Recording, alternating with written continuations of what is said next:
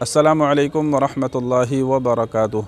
Sunday comment box के एक नए एपिसोड के साथ मैं आप लोगों का भाई आपकी खिदमत में हाज़िर हूँ।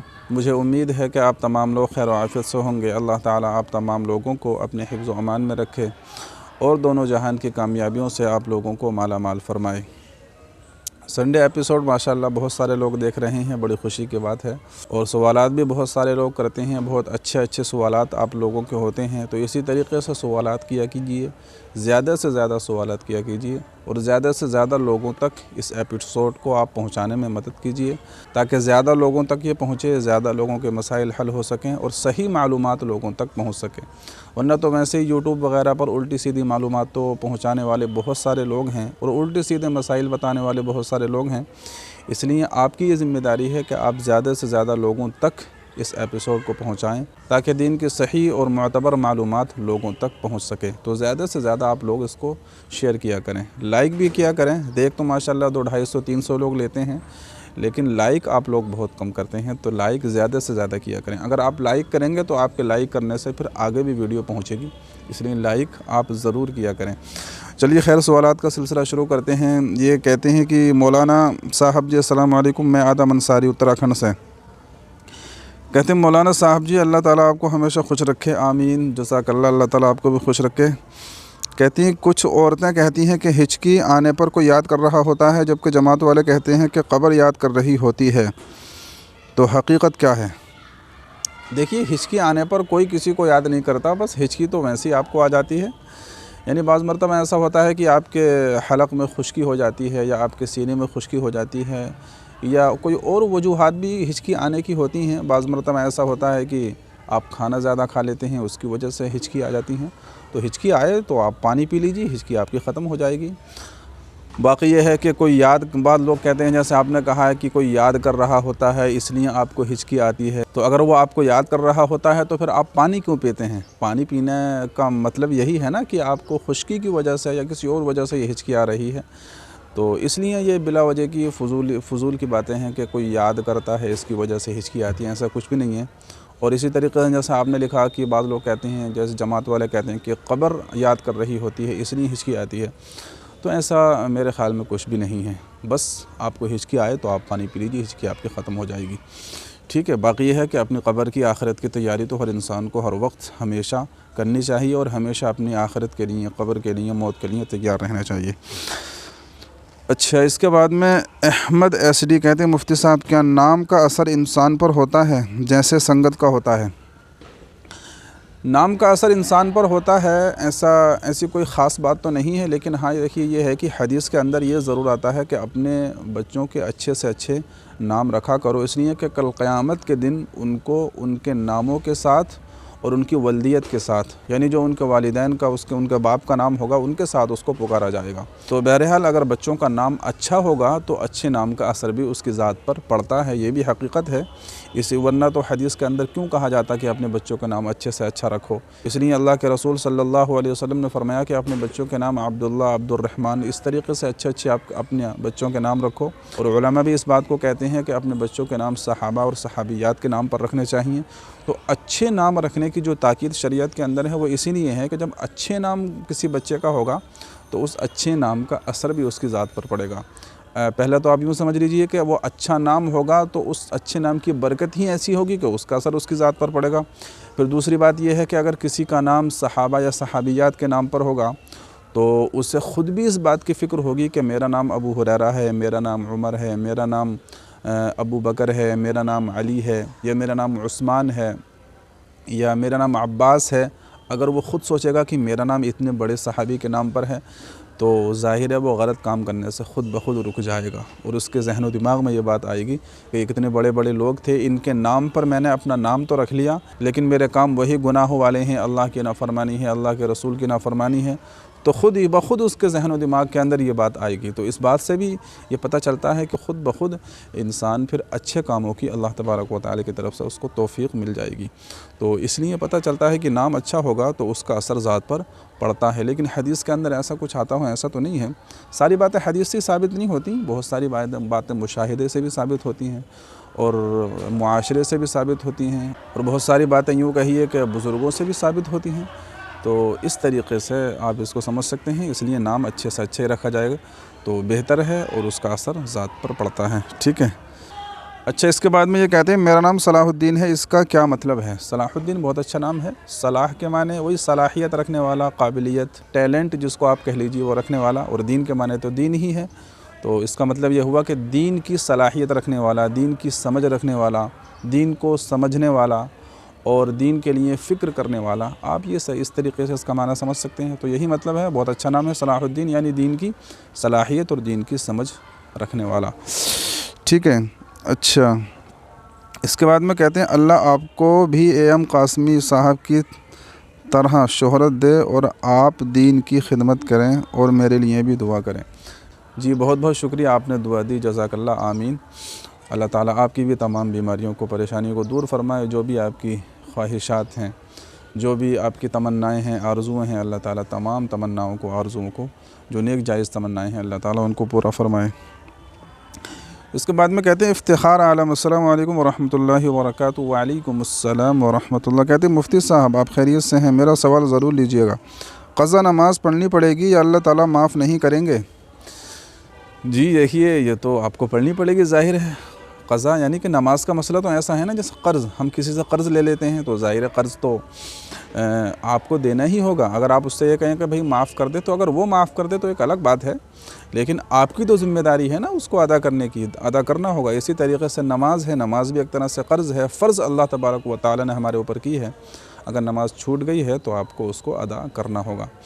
बाकी यह है, अगर किसी ने अदा नहीं की, उसका दुनिया से इसी तरीके से इंतकाल हो गया, तो अगर अल्लाह तबारक व तआला चाहे तो माफ़ कर सकता है, अल्लाह को तो कोई रोकने वाला नहीं है।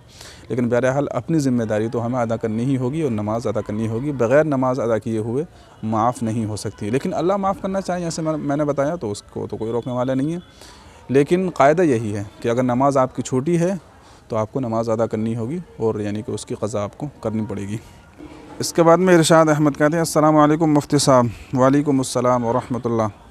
कहती है हमने सुना है अगर कोई शख्स नमाज़ पढ़ रहा हो और कोई उसके नमाजी के सामने से गुज़र जाए तो एक कत्ल के बराबर गुनाह होता है। एक कत्ल के बराबर गुनाह होता है ऐसा तो कुछ नहीं है। हदीस के अंदर ये आता है कि अगर कोई शख्स नमाज़ पढ़ रहा हो तो उसके आगे से नहीं गुज़रना चाहिए, इसलिए कि अगर सामने से गुज़रने वाले को ये मालूम हो जाए कि नमाजी के सामने से गुज़रना कितना बड़ा गुनाह है, तो वो 40 साल तक खड़ा रहे वहीं पर और वो नमाजी के आगे से ना गुज़रे। तो इस गुनाह को बताना ये मकसूद है कि नमाजी के आगे से गुज़रना इतना बड़ा गुनाह है कि एक शख्स इस बात को तो पसंद कर सकता है कि 40 साल तक एक ही जगह खड़ा रहे, लेकिन नमाजी के सामने से ना गुज़रे।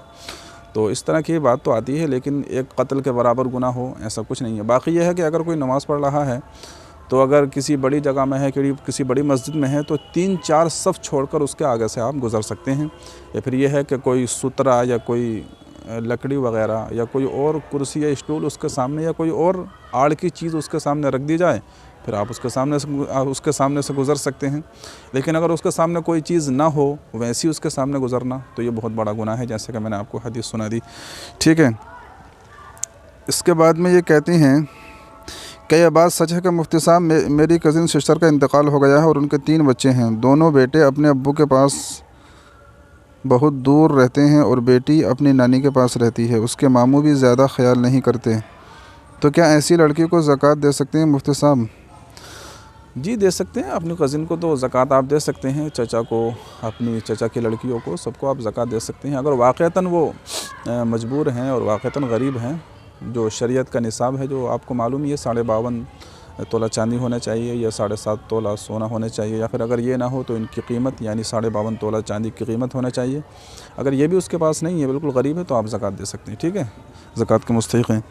इसके बाद में कहती हैं मुफ्ती साहब हमें सूरह यासीन और सूरह मुल्क याद है, अगर हम सुबह सूरह यासीन पढ़ना भूल जाएँ तो हम दिन में किसी भी टाइम पढ़ सकते हैं जब हमें याद आए? जी बिल्कुल पढ़ सकते हैं। बेहतर तो ये है कि सुबह यासीन पढ़ी जाए। हदीस में है कि जो बंदा सुबह यासीन पढ़ लेता है तो अल्लाह तबारक व तआला उसके पूरे दिन को खुशगवार कर देते हैं, बहुत अच्छे तरीके से उसका दिन गुजरता है। तो अगर आपने सुबह यासीन नहीं पढ़ी किसी वजह से, तो आप दोपहर में पढ़ लें, किसी टाइम भी पढ़ लें। सूरह यासीन तो कुरान ही है, ज़ाहिर है कुरान तो आप किसी टाइम भी पढ़ें, कोई मना की बात नहीं है, और सवाब ही आपको मिलेगा। और ये तो अच्छी बात है कि आप इतना अहतमाम कुरान पढ़ने का, यासीन पढ़ने का करती हैं, तो इस पे तो अल्लाह ताला की तरफ से आपको और अजर और इनाम मिलेगा कि आपको माशाल्लाह इसकी पाबंदी है और इसकी फ़िक्र भी है। तो अगर कभी रह जाए इत्तेफाक से तो आप बाद में पढ़ सकती हैं, ठीक है। अच्छा साहब, इसके बाद में ये कहती हैं, मुफ्ती साहब अल्लाह ताला आपको और ज़्यादा कामयाबी अता फ़रमाए, ये हमारी दिल से दुआ है आपके लिए, और हम आपकी वीडियो हमेशा देखते रहेंगे इंशाल्लाह। जी बहुत बहुत शुक्रिया, जज़ाकल्लाह। आपकी मोहब्बतों का अल्लाह ताला इस मोहब्बत को कायम रखे, दायम रखे, किसी की नज़र न लगे, और जितने भी मोहब्बत करने वाले हैं अल्लाह ताला सब की मोहब्बत को बाक़ी रखे। और ये हमारी दीन की बुनियाद पर, इस्लाम की बुनियाद पर एक दूसरे से मोहब्बत है, और ज़ाहिर है कि यही मोहब्बत जो है हमारी कामयाबी का ज़रिया बनेगी, दुनिया के अंदर भी और इंशाअल्लाह आखिरत के अंदर भी। अच्छा, इसके बाद में नुसरत परवीन कहते हैं, अस्सलाम वालेकुम मुफ्ती साहब। वालेकुम अस्सलाम व रहमतुल्लाह। एक आदमी ऐसा है कि नमाज ही नहीं पढ़ता, सदका बहुत करता है, मस्जिद मदरसे के लिए बहुत पैसा भी देता है, क्या बिना नमाज के इस तरह के अमल अल्लाह के यहाँ कबूल होते हैं? जी हाँ, हो जाएंगे कबूल, कोई मसले की बात नहीं। देखिए, नमाज़ पढ़ना एक अलग सवाब का काम है, रोज़ा रखना एक अलग सवाब का काम है, सदका करना एक अलग सवाब का काम है, किसी को खाना खिलाना अलग सवाब का काम है, कुरान पढ़ना ये अलग सवाब का काम है। तो अगर आपने एक काम नहीं किया, दूसरा काम आप करेंगे तो आपको ज़ाहिर है उसका सवाब मिलेगा। लेकिन यह है कि जो फ़र्ज़ हैं, नमाज है, रोज़ा है, ज़कात है, तो इनकी ज़्यादा अहमियत है। पहले आदमी इनको तरजीह दे, इनको किया जाए। जब ये मुकम्मल हो जाए उसके बाद में फिर जो नफली इबादत है, सदका है, कुरान करीम की तिलावत है, लोगों को खाना खिलाना है, ये सारे काम बाद में होने चाहिए। पहले जो अपनी ज़िम्मेदारी है, जो अपने ऊपर अल्लाह तबारक व तआला ने फ़र्ज़ किया है, उसको पहले आपको करना चाहिए। अब होता यही है कि लोग नमाज़ को तो छोड़ देते हैं, रोज़े को छोड़ देते हैं, सदका करते हैं, लोगों को खाना खिलाते हैं, लोगों की मदद करते हैं, हेल्प करते हैं, बहुत अच्छी बात है। लेकिन पहले जो आपकी ज़िम्मेदारी है आप उसको अदा करें। तो बहरहाल उसका तो सवाब मिल जाएगा, लेकिन इसका गुनाह होगा, ठीक है। अच्छा, इसके बाद में इरशाद अहमद, मुफ्ती साहब अगर कोई सॉन्ग सुनते हुए काम करे तो क्या वो कमाई हराम होती है? नहीं, हराम नहीं होती है, जायज़ है। लेकिन बहरहाल सॉन्ग सुनना तो बिल्कुल हराम है, ना जायज़ है। सॉन्ग नहीं सुनना चाहिए। अगर सॉन्ग सुनते हुए या कोई भी गुनाह का काम करते हुए कोई शख्स कोई भी काम करेगा जो हलाल काम होगा तो उसकी उजरत तो हलाल होगी, लेकिन जो गाने सुनने का गुनाह है वो तो बहरहाल उसको मिलेगा ही। तो गाने नहीं सुनने चाहिए, उससे परहेज़ करना चाहिए, ठीक है। अच्छा, इसके बाद में आतिश कैसा नाम है भाई? सही नाम रखा करें। कहते हैं, अस्सलाम वालेकुम मुफ्ती साहब, क्वेश्चन, सब मुफ्ती आलिम अपनी वीडियो की एडिटिंग करते हैं, पिक को भी एडिट करते हैं कि हम खूबसूरत दिखें, जिससे तमाम लड़कियां देखकर फ़िदा होती हैं, तो ये गुनाह नहीं है? हदीस की रोशनी में हवाला दें। असल मसला छुपाकर गलत मसला मत बताना, वरना आलिम के मुंह में क़यामत के रोज़ आग की लगाम डाली जाएगी। और इस पर आप भी अमल करें। थंबनेल पर फ़ोटो खूब एडिटिंग करके लगाते हो, वीडियो भी खूब एडिटिंग करते हो, ऐसा करना ठीक नहीं है मुफ्ती साहब। पता नहीं कैसा अजीब व गरीब सवाल कर रहे हैं भाई। देखिए, एडिटिंग करना और यानी कि वीडियो को एडिट करना और थंबनेल पर फ़ोटो लगाना और वीडियो में अच्छा दिखना, ये कोई मेरा अपना कमाल या किसी का कमाल थोड़ी है। तो कैमरे का कमाल होता है भाई। मोबाइल, ज़ाहिर है आपका जैसा मोबाइल होगा वैसी आपकी वीडियो आएगी, वैसी आपका फ़ोटो आएगा। अगर अच्छा मोबाइल है, आईफोन है, सैमसंग का अच्छा मोबाइल है, तो ज़ाहिर है आपका वीडियो भी आपकी अच्छी आएगी और आपका फ़ोटो भी बहुत अच्छा आएगा। अब अगर मोबाइल हारती क्वालिटी का है, कम पैसों वाला है, तो ज़ाहिर है उसमें वीडियो भी गलत आएगी। तो एडिटिंग तो इसलिए की जाती है ताकि आपको वीडियो सुनने में आसानी हो, कोई परेशानी ना हो। अब जैसे हम वीडियो बना रहे हैं तो कभी कभी कोई बात गलत भी निकल जाती है, कभी रुकना भी होता है, तो फिर उसको कट करना पड़ता है। तो इसलिए एडिटिंग तो ज़रूरी है। एडिटिंग नहीं करेंगे तो फिर काम कैसे चलेगा भाई? एडिटिंग ही का कमाल है। यूट्यूब पर एडिटिंग करते हैं तो आप लोगों के लिए आसानी होती है। अब ये पता नहीं कैसे अजीब व गरीब सवाल कर रहे हैं, हदीस की रोशनी में हवाला दें, ये करें वो करें। भाई इसमें हदीस से क्या ताल्लुक़?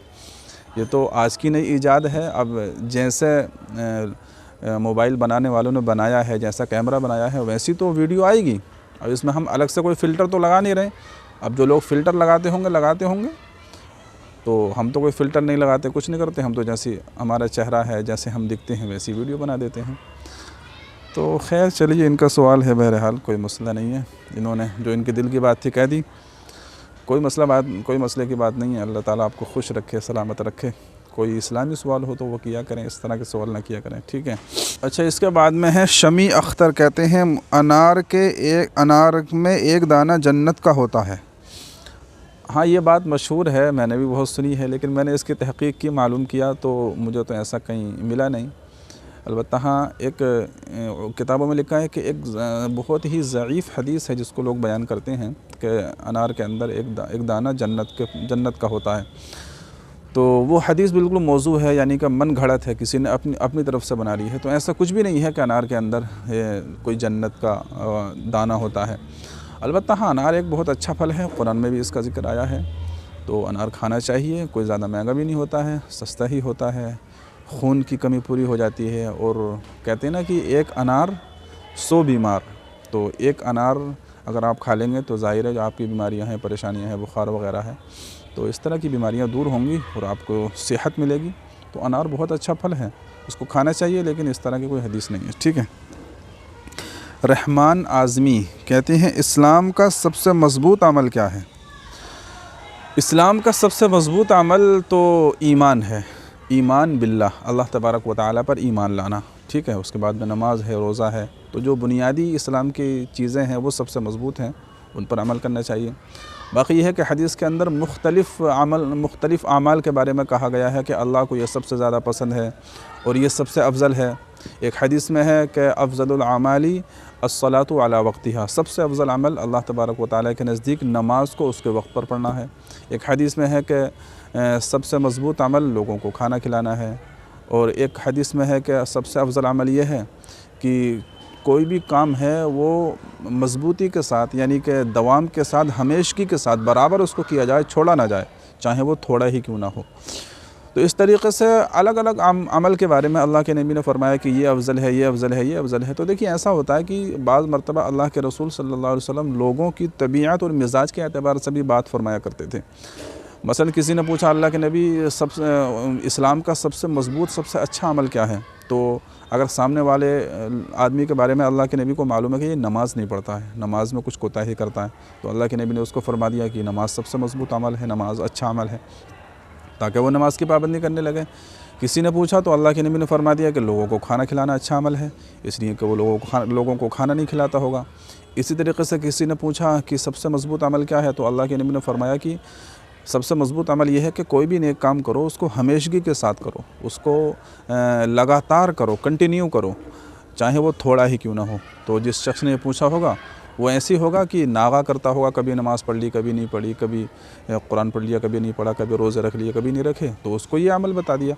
तो मुख्तलिफ़ आमाल के बारे में अल्लाह के नबी ने ऐसा फरमाया है। तो देखिए जो ज़रूरी चीज़ें हैं, यानी अल्लाह पर ईमान लाना है, नमाज़ पढ़ना है, रोज़े रखना है और ज़कात देना है, ये तो कंपलसरी हैं, ज़रूरी हैं। बाकी जो नफली काम हैं, किसी को खाना खिलाना, सदका करना, मदद करना, लोगों की हेल्प करना, कुरान पढ़ना, तस्बीह पढ़ना, तो इसको आप जितना ज़्यादा करें, मज़बूती के साथ करें, दवाम के साथ, हमेशगी के साथ लगातार कंटिन्यू करें, उतना ही अच्छा होगा।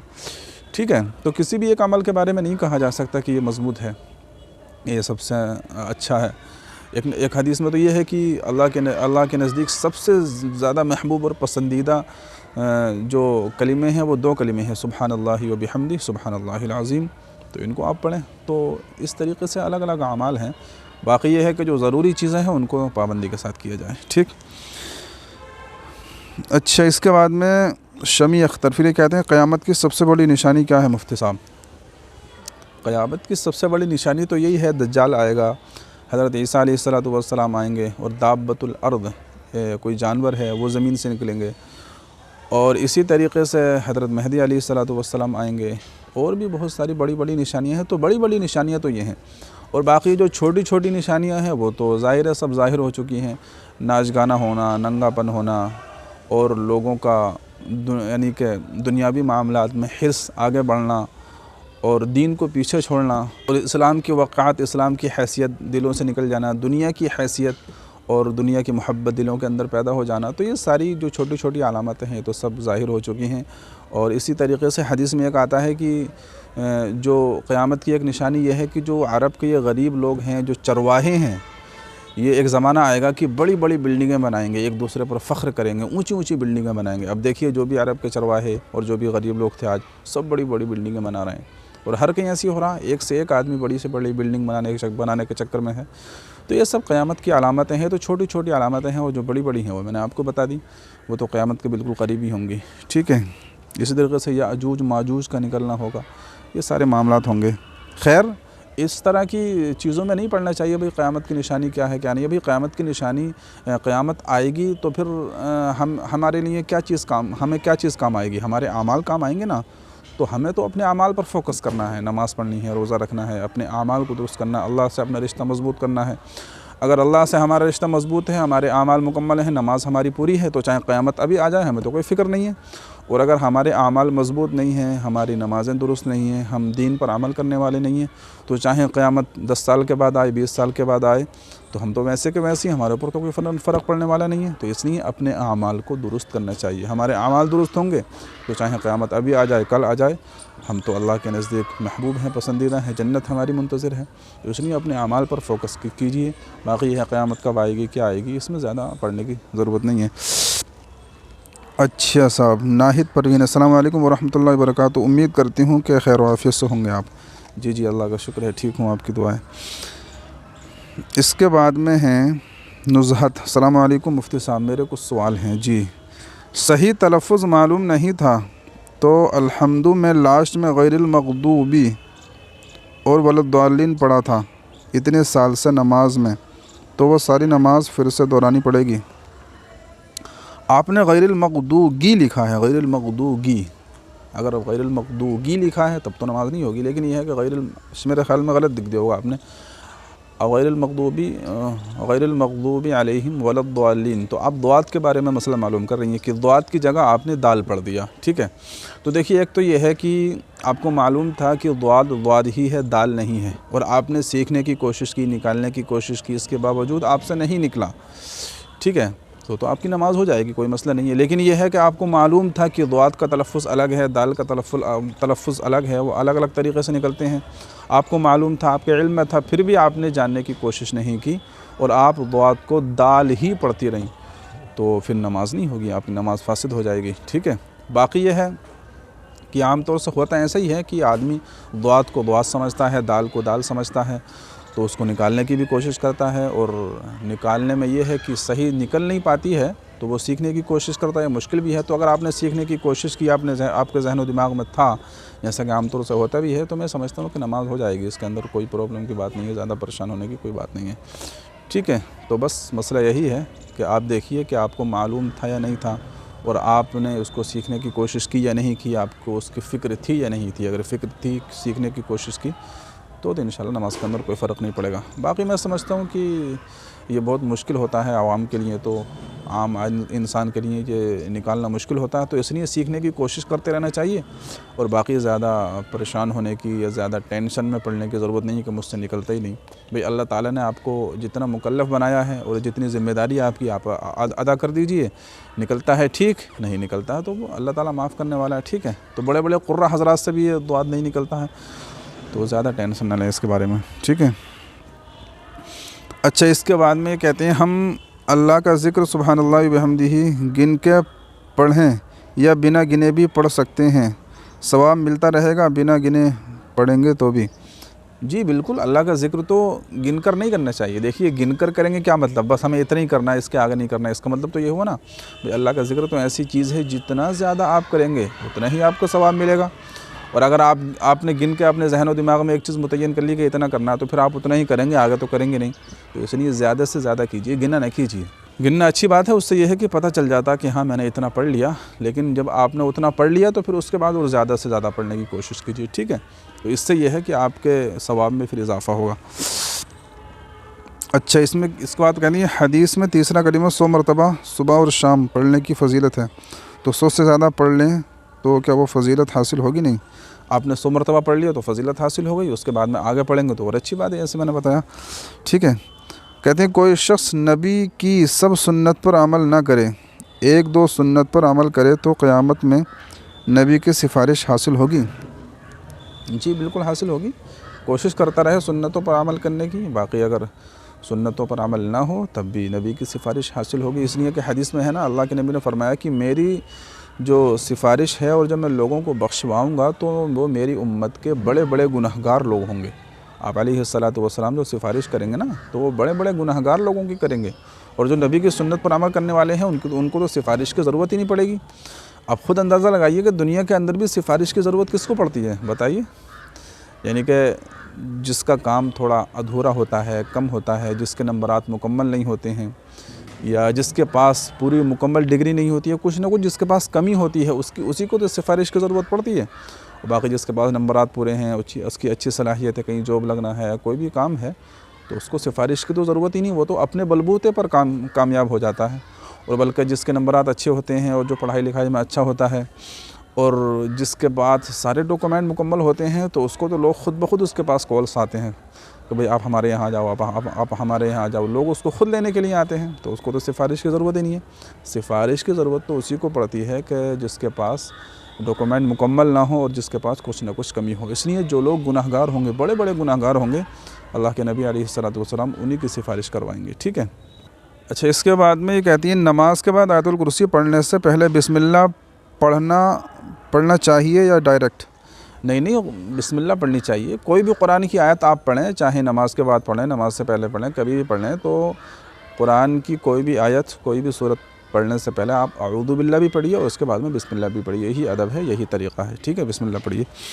कहते हैं, लिकोरिया जिस्म में 1 दिरहम से कम लगा हो और नमाज पढ़ ली तो कबूल हो जाएगी? लिकोरिया ये यानी कि नजासत गलीज़ा, इसको आप कहिए, पेशाब की तरह होती है। तो नजासत गलीज़ा, लिकोरिया, पेशाब के बारे में हुक्म यही है कि अगर 1 दिरहम से कम है तो उसके साथ अगर आप नमाज़ पढ़ लें तो नमाज़ तो हो जाएगी, लेकिन मकरूह होगी। लेकिन बहरहाल देखिए, एहतियात इसी में है कि इस तरह की जो भी बीमारी है, परेशानी है, पेशाब हो, लिकोरिया हो, अगर धोना मुमकिन हो, धो सकते हो तो धोकर नमाज़ पढ़ना चाहिए। बाकी ये है कि अगर परेशानी है, प्रॉब्लम है, जैसे कि पानी नहीं है या नमाज का वक्त निकला जा रहा है, तो अगर उसी के साथ नमाज़ पढ़ लें, और जैसे आपने बताया कि 1 दिरहम से कम है, तो नमाज़ तो हो जाएगी, लेकिन उस सवाब में कमी होगी, मकरूह होगी। ठीक है। अच्छा, महबूब पाशा, अस्सलामु अलैकुम। वालेकुम अस्सलाम व रहमतुल्लाह। मुफ्ती साहब, फ़जर की मसनून दुआएं नमाज के बाद पढ़ने ना पढ़ी हों तो झाड़ू लगाते वक्त, खाना बनाते वक्त पढ़ सकते हैं? जी हाँ, पढ़ सकते हैं, कोई मसले की बात नहीं है। लेकिन देखिए, अदब यही है कि दुआएं वगैरह, कलीमे वगैरह बेहतर ये है कि बैठ कर पढ़ा जाए। अदब तो यही है। लेकिन अगर आप अपना काम कर रहे हैं, झाड़ू लगा रहे हैं, बर्तन धो रहे हैं, खाना पका रहे हैं, तो उसके साथ भी आप पढ़ सकते हैं। ठीक है, कोई मसले की बात नहीं है। बाज़ मरतबा ऐसा होता है कि वक्त की कमी होती है। अगर आप मुसल्ले पे बैठे रहेंगे तो वक्त निकल जाएगा, आपको घर का कुछ और भी काम करना है, और भी ज़िम्मेदारियाँ हैं, तो जो है आप घर का काम काज करते हुए पढ़ सकती हैं, कोई मसला नहीं है, कोई गुनाह की बात नहीं है, बल्कि सवाबी ही है। ठीक है। कहते हैं, मरहूम को सूरह इखलास पढ़कर काम करते करते बख्श सकते हैं? जी हाँ, बख्श सकते हैं, बिल्कुल। लेकिन जैसे मैंने बताया, अदब यही है कुरान का कि बैठ कर ये सुकून के साथ, इत्मीनान के साथ पढ़ा जाए। लेकिन पढ़ेंगे तब भी हो जाएगा, बख्श सकते हैं। कहते हैं, हम बिस्तरी के गुस्ल करने में ताख़ीर हो गई, बच्चों का स्कूल का वक्त हो रहा था, तो क्या उस वक्त तक कोई कलिमा इस्तिग़फ़ार नहीं पढ़ सकते? पाकी हासिल करने तक पढ़ सकते हैं। नापाकी की हालत में कलिमा पढ़ सकते हैं, इस्तिग़फ़ार पढ़ सकते हैं, अल्लाह का ज़िक्र कर सकते हैं, सारे काम कर सकते हैं। बस ये है कि कुरान की कोई आयत ना पढ़ें और उसको हाथ ना लगाएं, नमाज ना पढ़ने की इजाज़त। बाकी इस्तिग़फ़ार वगैरह, दुआएं वगैरह और ज़िक्र वगैरह, इस्तिग़फ़ार, कलिमा सब पढ़ सकते हैं। अच्छा, शमी अख्तर, अस्सलाम वालेकुम मुफ्ती साहब, अगर किसी को ज़ोहर की नमाज़ छूट जाए तो कब पढ़े?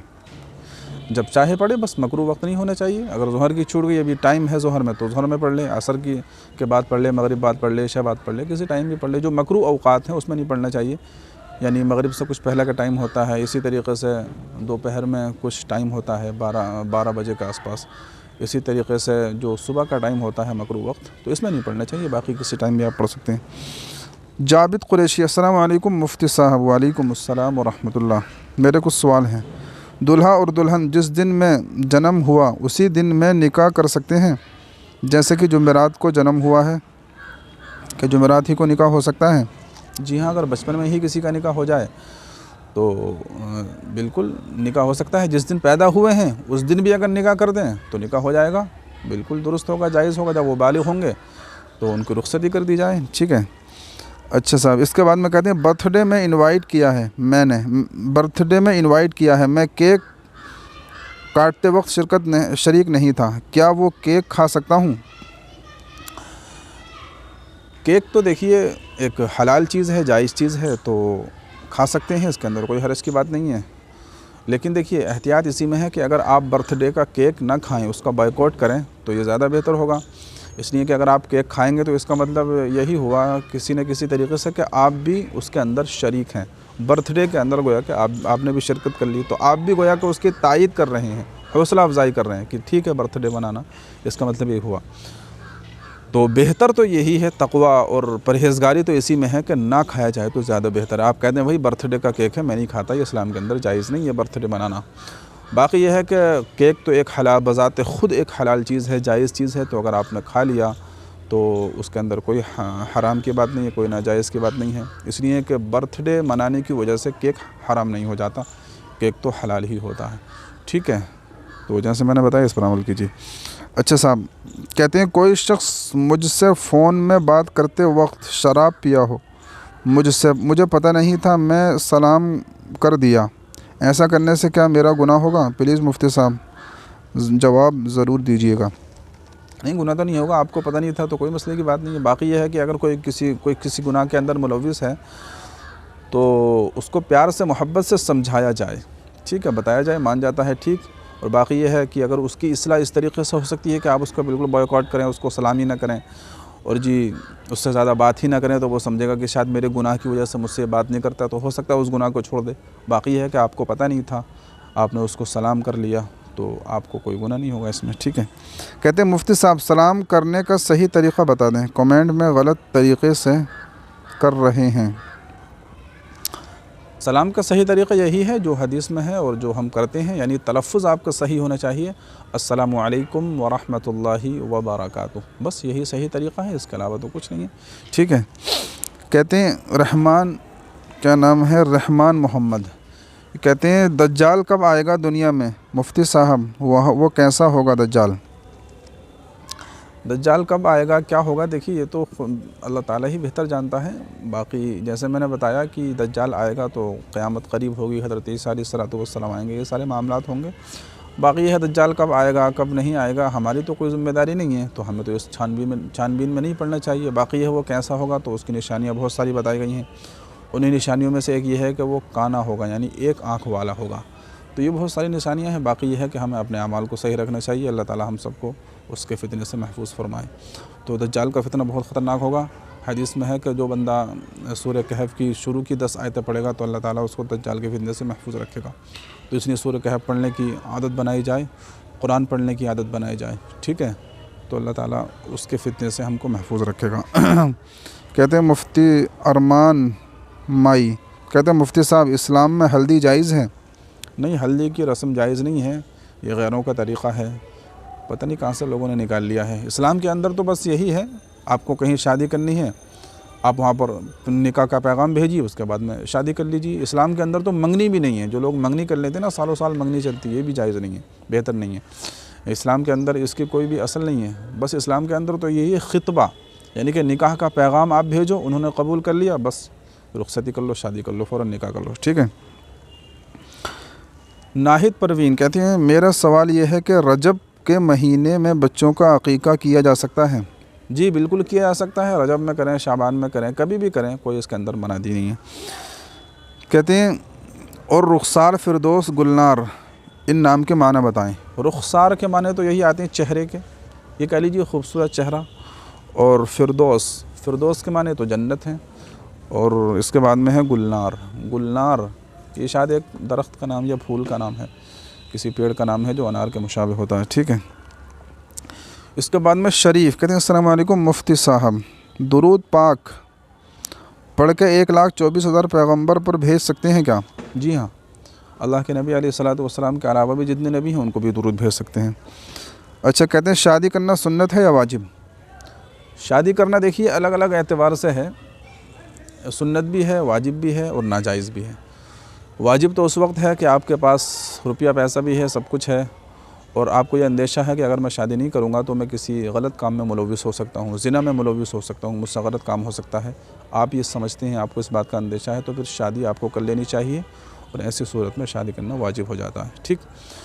और दूसरी सूरत ये, आपके पास रुपया पैसा है, आप अपनी बीवी का ख़र्चा उठा सकते हैं, सब काम कर सकते हैं, और आपको अपने ऊपर कोई यानी कि अंदेशा भी नहीं है, कोई डाउट भी नहीं है, और आप ये समझते हैं अगर शादी नहीं करूँगा तो मैं किसी गुनाह के अंदर मुलव्विस नहीं होऊंगा, तो ऐसी सूरत के अंदर फिर सुन्नत है, आप शादी कर लें, अच्छी बात है, कोई आपके ऊपर लाजिम और ज़रूरी तो नहीं है, लेकिन बहरहाल सुन्नत है, यानी कि जायज़ है, ठीक है।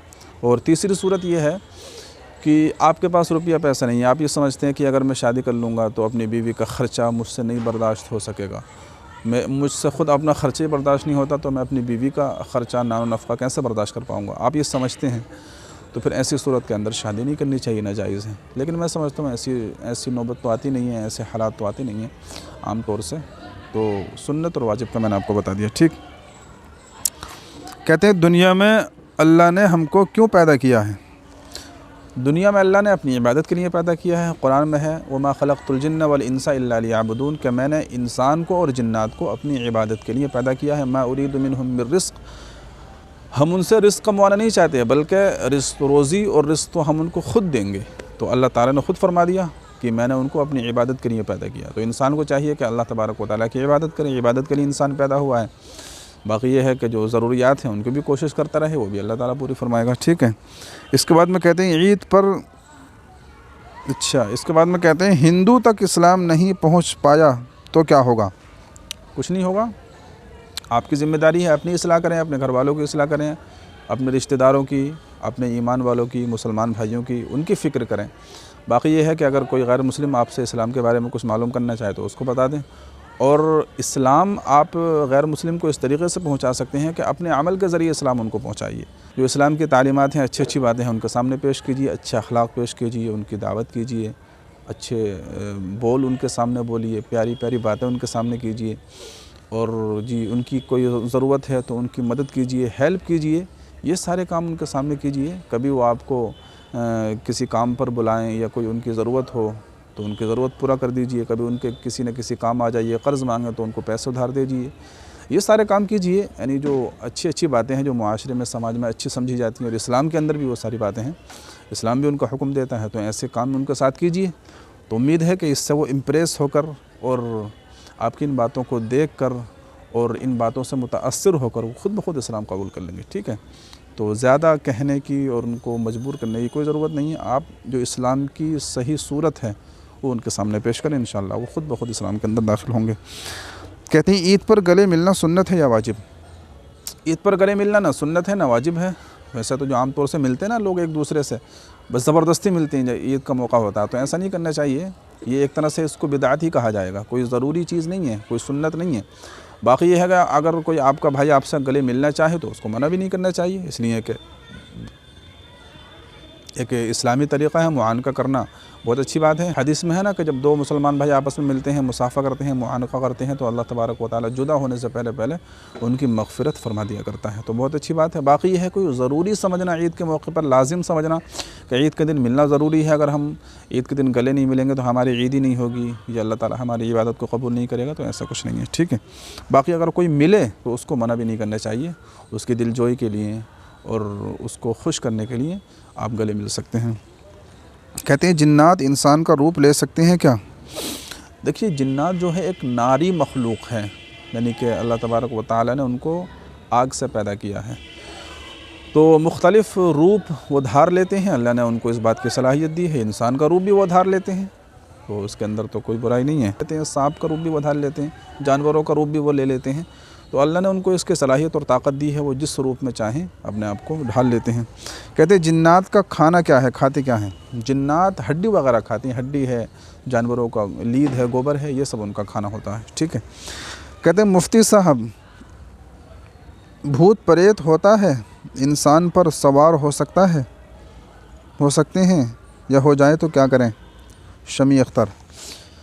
भूत प्रेत, देखिए भूत वगैरह ये तो कोई इसकी हकीकत नहीं है, बस लोगों ने वैसे उड़ा लिया है। बाकी ये है कि जिन्नात वगैरह लोगों पर आ जाते हैं, नुकसान पहुंचा देते हैं, तो इसके लिए यही है कि अगर कोई ज़्यादा ख़तरनाक मामला है तो किसी अच्छे आमिल को दिखाया जाए। बाकी ये है कि आप रात को सोएं तो मुअव्वज़तैन, क़ुल अऊज़ु बिरब्बिल फ़लक़, क़ुल अऊज़ु बिरब्बिन नास, सूरह बक़रा का आखिरी रुकू वगैरह ये सब पढ़ कर सोया करें तो इंशाअल्लाह इससे हिफाजत रहेगी।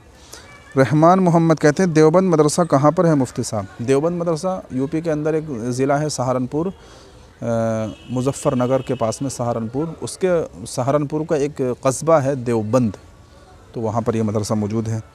कभी जाइएगा, ज़रूर देख कर आइएगा, ठीक है। अरमान माई कहते हैं मुफ्ती साहब बाल बेचना जायज़ है? नहीं, बाल नहीं बेच सकते, बाल बेचना जायज़ नहीं है, ठीक है। अरमान माई कहते हैं कार्टून देखना जायज़ है?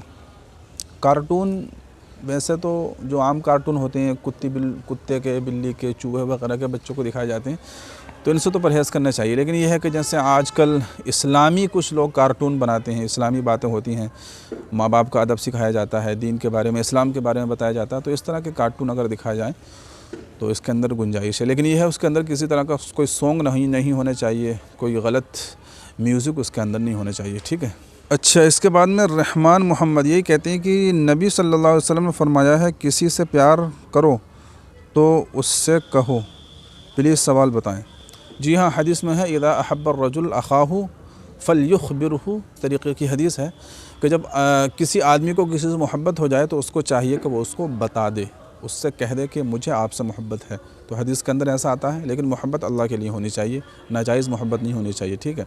इसलिए कि अगर हमको किसी से मोहब्बत होगी, हम उसको बता देंगे तो फिर मोहब्बत के अंदर और ज़्यादा इजाफा हो जाएगा। आपको किसी से मोहब्बत होगी, हो सकता है वो भी आपसे मोहब्बत करता हो, तो अगर एक दूसरे को मालूम हो जाएगा कि मैं आपसे मोहब्बत करता हूँ, तो फिर मोहब्बत के अंदर और ज़्यादा इजाफा होगा और फिर एक दूसरे की बात एक दूसरे को शेयर करना, बताना और आसान हो जाएगा, ठीक है। तो अगर मोहब्बत है किसी से, अल्लाह के लिए मोहब्बत होनी चाहिए, लेकिन तो फिर उसको बता देना चाहिए। कहते हैं लूडो खेलना हराम है या नहीं। लूडो खेलना एक लघु काम है। देखिए, खेल ऐसा होना चाहिए इसके अंदर आपके कोई जिस्म की वर्जिश हो, जैसे क्रिकेट है, फुटबॉल वगैरह है ये, तो लूडो नहीं खेलने चाहिए, बिलवजह अपने वक्त को ज़ाय करना है। हराम तो नहीं कहा जाएगा, लेकिन ये है कि मुनासिब नहीं है, बेहतर नहीं है। यानी कि दीन का और शरीयत का ये मिजाज नहीं है कि ऐसे खेल खेले जाएँ। अच्छा, इसके बाद में यही कहते हैं मुफ्ती साहब आप किसी मदरसे में पढ़ाते हैं क्या। जी हाँ, मैं पढ़ाता हूँ एक मदरसे में, यहाँ रामपुर में एक मदरसा है, रामपुर में रहता हूँ, यहीं पर पढ़ाता हूँ। कहते हैं रहमान आज़मी, मज़ार पर जाकर उनसे कह सकते हैं आप अल्लाह पाक से दुआ करें मेरा यह काम पूरा हो जाए। मज़ार पर जाकर उनसे कहना मुनासिब नहीं है कि देखिए क्यों, इसलिए कि जो मज़ार वाले हैं वो तो ख़ुद अल्लाह तबारक व तआला के मोहताज हैं। ज़ाहिर है वो अल्लाह वाले हैं, अल्लाह के नेक बंदे हैं, लेकिन फिर भी वो अल्लाह ही के अब तो अल्लाह ही के मोहताज हो गए ना। अल्लाह उनको भी आपकी नेकियों की और आपके सवाब की ज़रूरत है, तो इसलिए उनसे नहीं कहना चाहिए। बाकी यह है कि उनके वास्ते और वसीले से आप अल्लाह तबारक व तआला से मांग सकते हैं। तो अल्लाह तबारक व तआला से तो हर बंदे का डायरेक्ट ताल्लुक़ है। बाकी अगर आप उनका वास्ता वसीला देने चाहें तो दे सकते हैं, लेकिन ये कहना उनसे मांगना, ये कहना कि आप अल्लाह तबारक व तआला से हमारे लिए सिफारिश कर दो, तो ऐसा नहीं करना चाहिए, गलत है बिल्कुल ये। अच्छा, इसके बाद में है अनाया परी, ये कहती है मुफ्ती साहब रहनुमाई फरमाइए, इशराक की नमाज़ 4 रकात पढ़नी है या 2 रकात, और नियत सुन्नत की करनी है, नफिल की, मतलब नफिल नमाज है या सुन्नत नमाज, प्लीज़ रिप्ले करना। इशराक की नमाज़ आपको 2 रकात, कम से कम 2 रकात पढ़नी है और ज़्यादा से ज़्यादा 4 रकात, 2 से 4 रकात पढ़ लें। 2 रकात पढ़ना चाहें 2 रकात पढ़ लें, 4 रकात पढ़ना चाहें 4 रकात पढ़ लें, आपकी मर्ज़ी है। तो 4 रकात पढ़ें तो ज़्यादा बेहतर है, बाकी 2 रकात भी हो जाएगी। और इशराक की नमाज़ ये नफिल नमाज है, ठीक है, सुन्नत नहीं बल्कि इसको नफिल कहा जाएगा। अच्छा, इसके बाद में कहती हैं और एक क्वेश्चन है कि जब कई ईयर्स की क़ज़ा नमाज अदा करती हूँ तो उनमें दुरूद इब्राहिमी की जगह मुख्तसर दुरूद पढ़ सकते हैं। क़ज़ा नमाज़ें बहुत ज़्यादा हैं, प्लीज़ ये क्वेश्चन भी ऐड करना, संडे एपिसोड में वेट करूँगी, जज़ाकल्लाह। जी, अगर आप दुरूद मुख्तसर पढ़ना चाहें, कोई भी दुरूद वो आप पढ़ सकती हैं, नमाज हो जाएगी, कोई मसला नहीं है।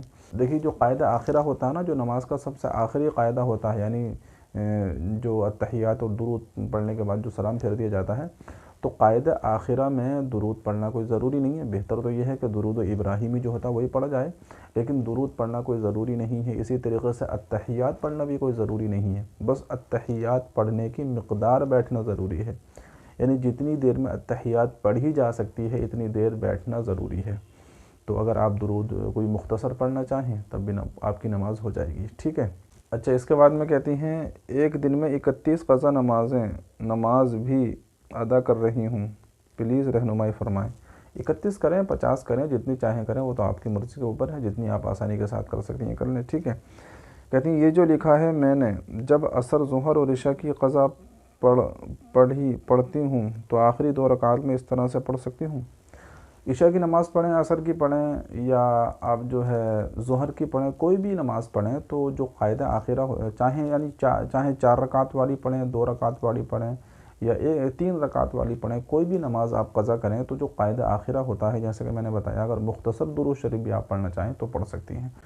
तो ये आज के कुछ सवालात थे जो मैंने आपके जवाब देने की कोशिश की। इस वीडियो को ज़्यादा से ज़्यादा अपने दोस्तों के साथ शेयर कीजिए, अपने रिश्तेदारों के साथ शेयर कीजिए, अपने व्हाट्सएप ग्रुप में जो भी आपके कांटेक्ट में हैं उन तमाम लोगों को ज़्यादा से ज़्यादा शेयर कीजिए। और अगर आपका कोई सवाल है तो फिर से कमेंट कीजिए, इंशाअल्लाह अगले एपिसोड में उसका जवाब दिया जाएगा।